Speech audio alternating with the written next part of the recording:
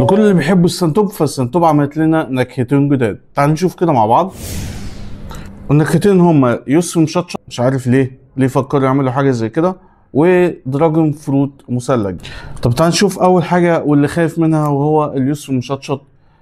ده شكله ومكتوب ان هو مشروب يوسف مركز مع نكهه الشطه الطبيعيه. طب ليه؟ تعال نشوف.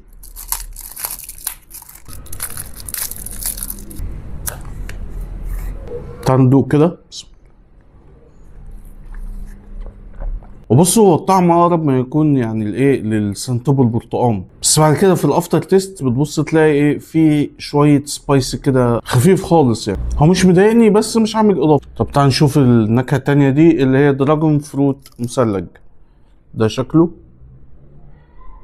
وهنا مكتوب مشروب فاكهه التنين مركز مع نكهه مثلجه، ومكتوب ان هو فيه عصير عنب وتفاح وليمون، يعني كوكتيل زائد الدراجون فروت. طيب تعال نشوفها كده.